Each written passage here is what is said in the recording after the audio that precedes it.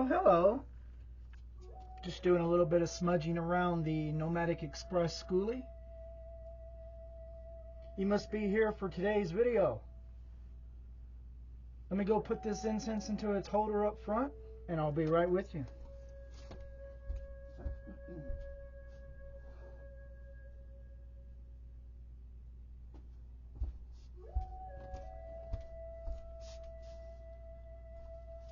Well, welcome to today's video. I am Spirit Walker, your host here at Preparing for the Collapse and Forgotten Wisdom Radio.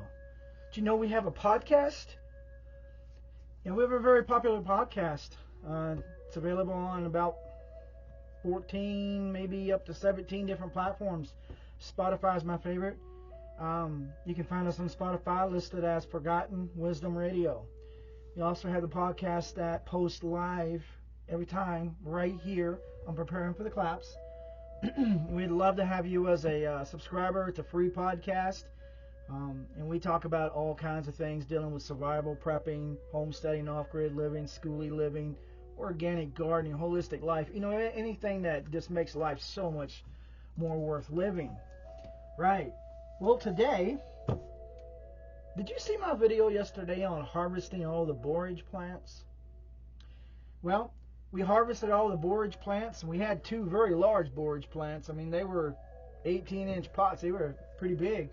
Those of you who've seen that video, it's linked right here in the description. If you want to see that borage harvest, go right ahead and watch that. But I'd like to show you today how to make a borage tincture, a medicinal tincture, with the borage that we harvested yesterday. Because I harvested the borage yesterday and I dried it in my oven over here, a very low temperature, for hours. And we ended up with, let me get that right, a whole pint. And this is packed tight. Look at that. This is dried borage and flower, borage leaves and flowers. A whole pint. This is a lot of medicine. Now, if you don't know the benefits of borage herb, then I suggest you watch the video that I did yesterday. Because in that video I talked about the uses of borage when it comes to medicine and when it comes to food. Everybody always wants to know what the herb will do. We'll tell you all about that in the video where we harvested the borage yesterday. I'll briefly go over it again today, but I just want to take this time to show you how to make a tincture out of the fresh borage that we harvested yesterday. Now, what you need is a quart jar. You don't have to have a quart jar. You could use a pint jar. But I always make a lot of medicine. It lasts for up to 2 years. A quart jar of any sort of herbal tincture would cost you hundreds, and I mean hundreds of dollars. We're talking maybe $500 for a quart of medicine that would last probably 2 years. And even if it don't last 2 years, most medicinal tinctures are best used around the 2-year mark. Although they stay good longer than that.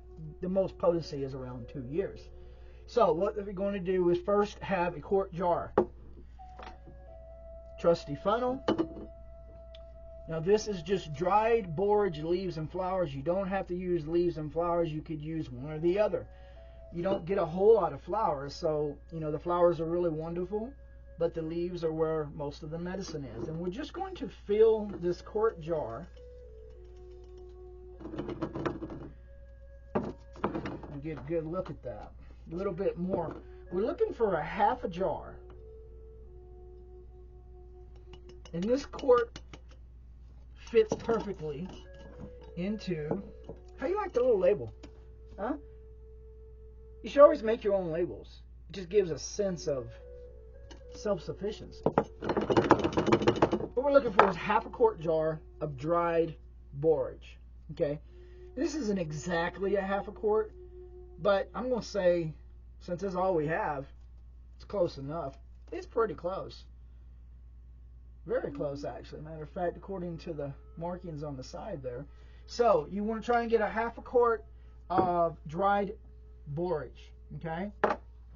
And then you're going to add alcohol. Now, what I like to use is something that's not too cheap. You don't want to use something that's too expensive. There's really no need in that. But in order to make this an actual pharmaceutical grade tincture, pharmaceutical grade medicine, you're going to need to use a high quality alcohol, and it literally has to be 80 or higher proof.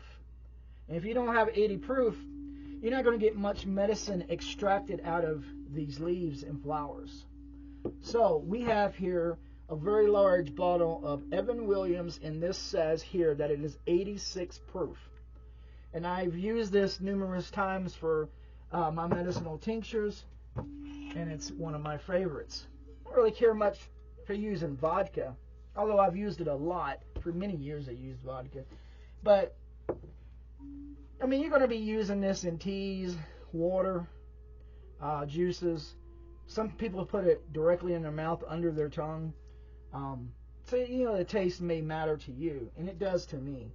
Now, I take this in tea, or I take it in juice, and sometimes in water, but I will not take this directly in my mouth. I'm just not a big fan of straight alcohol at a high potency. Alright, so I used up the rest of this bottle here. That's a really pretty bottle. Put it right down there with the rest of the recycled material.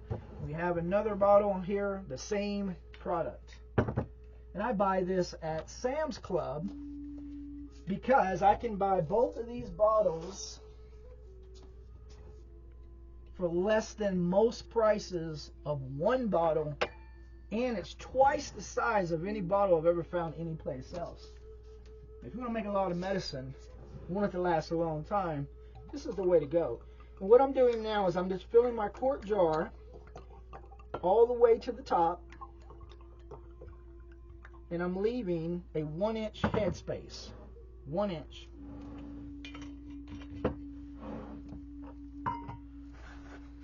The reason you want to leave 1-inch headspace is because for the first 7 days that your medicinal tincture is sitting, you want to pick the jar up and give it a good shake. This is what it looks like. Okay, the herb is spreading out in the alcohol. It smells like a earthy mixed drink. Alright, we're going to wipe the rim. You want a good seal. Put that on nice and tight because when you shake it, you don't want to make a mess. Give this a good shake so if there's anything compact in there, it will loosen up. Now once you do that, the next step is you want to label your jar. Okay? What we have here is a label that Gypsy made for me today. Thank you, Gypsy. Bourbon Barrel Apothecary is our brand name that we go by at nomadic-enterprises.com. This is our apothecary name, Bourbon Barrel. We sell all of our tinctures, all of our salves, balms, dried herb, any herbal products that you may need, we probably have. Now I'm just going to put the label on the jar so I know what it is. And if you noticed on the label, let me get a good look here, you should always have the date. Okay, today's date is on there.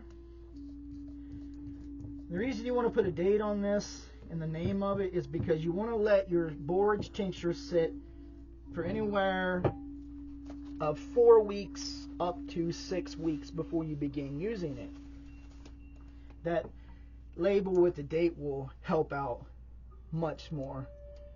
And this is what it looks like. So pretty. You've made your own medicine. Self-sufficiency is a big deal right now. If you can't take care of yourself, if you can't take care of your family, it's about to get really bad, folks. And who's going to do it? Who's going to do it when you can't get to a doctor? You can't get to a hospital. It's so expensive now if you've got to pay for it yourself or even a little bit. This is a secret that the Amish have used and that the natives have used and that anybody in the bush has used for literally thousands of years. And they don't get sick as often as the folks who live in society around other people. Borage. Now, what are the health benefits of borage? I will go over it a little bit. Borage is a Mediterranean plant. I'm going to keep this for next year's harvest, and I'm going to make more. It's a Mediterranean plant. The leaves and flowers can be used, the leaves when they're young can be used to eat, like a green. Spinach. It can be mixed with your spinach. It can be mixed with your collard or whatnot. It can be put into soups and stews. When it gets more mature, the leaves are very fuzzy, kind of prickly. You want to use them for more medicinal reasons. The flowers taste like a very light-tasting cucumber, and they're edible all the time. And then they make seed for you. You want to collect those seeds and grow some more borage. I dispose of the stalk and the roots. I don't keep those. But once it grows really tall, then you got medicine that you can get from your leaves and your flowers. Now, borage is it's a very rare herb. Not a lot of people know about borage, and I just learned about it about a year ago. Borage can help PMS symptoms, menopausal symptoms, when you're doing a detox of your liver and kidneys, if you're using dandelion root or milk thistle. Adding borage increases the potency of that, makes it more effective. It takes heat out of the body. If you're one that knows a little bit about Ayurvedic medicine, too much heat in the body causes certain symptoms, too much cold in the body causes certain symptoms, wet, etc., dry. Borage is one of those Ayurvedic herbs that reduces the heat in the body. So if you have a fever, if you have constipation over long term, borage is going to remove the heat that causes this, and you're going to start to feel better in no time. It is good to use on your skin as an oil. It helps with arthritis. It helps wounds heal faster. It is an antiseptic. It is an anti-inflammatory. Used with turmeric and other anti-inflammatories, the inflammatory response the body has is lowered, and you don't have so much pain from inflammatory. So, and I mean, there's even more. But this is the reason that we use it, because it's just an overall wonderful herb, no matter who you are, what your age is. The only thing is you want to know about borage. You don't want to use borage tea or borage tincture over long periods of time. It does have an alkaloid in it, and that is over a long period of time can cause symptoms that are uncomfortable for you. So this is a medicine you would use sparingly, only when needed. And if you pair it with mullein tincture and marshmallow root tincture, you have a respiratory illness remedy, and it will help heal your lungs of COVID. Maybe you have long COVID. Maybe you have leftover. You're hurt from this. This will help. If bronchitis, sore throats, even dry mucous membranes, this helps. So this is what this herb is used for. Now, once you have your tincture created, you want to put this in a cool, dark place for up to 6 weeks before you start using it. 4 to 6 weeks. And then you want to strain your herb out. You can compost that herb into your garden, and then you'll take the liquid, put it back into a jar, and you will label it, and I will show you what we do. This is my hawthorn tincture that I make. Okay, this is a 4-ounce dropper bottle. On the back is some instructions. And I'm going to do the same thing with the borage herb once it's ready. This will go back on my shelf in a cool, dark place. This will go into a very convenient location that I will use whenever I need it. And if you don't have these bottles, we sell these bottles at our eBay store, Nomadic Enterprises. We also sell it at nomadic-enterprises.com, our website, under the Bourbon Barrel Apothecary. You can also buy them at Amazon, Walmart. They're pretty much everywhere. Same with the jars here, folks. But we'll put links in the description for you to get everything we're using here. So if you want to do exactly the same, then you'll be able to do that with the products that we have. And clicking on our links, it just supports us a little bit further. We appreciate that. That's pretty much all there is to it. I mean, once it sits for a month, it's potent. Now, what I do not strain my herbs out of my tincture. I leave it, because The longer you leave it, the more powerful it gets. I just strain out what I want to fill, maybe a bottle this size or a bottle this size. Put it right back where I want it. Put this back on the shelf, leaving it in the herb. And I don't strain it unless it's time for me to fill my bottle and use it. Now that's my preference, but it does make it stronger, and it's more of a higher grade pharmaceutical medicine. So if you want to do that, that was definitely something that I would suggest. However, either way is fine. Now, if you want to know how to make other tinctures, we have other videos here at Preparing for the Collapse to show you how to make some different tinctures. Just look down into our videos, look in our description. I will link a recent video that I did to the borage here. It was harvesting the borage, and you can watch how you can do that as well. There's also a video that I just recently done on fresh mullein.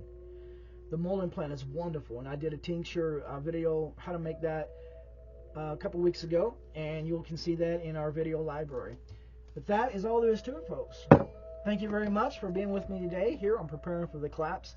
I hope that you learned something. If you have any questions, please drop them in the comments below. Don't forget to like and subscribe, because we are looking for more and more followers. We're trying to get the word out that, you know, we have a lot of information that helps people. I love telling you about these things and teaching. So thank you for joining me today's video, and I look forward to the next time that we can spend some time together. Have a good evening.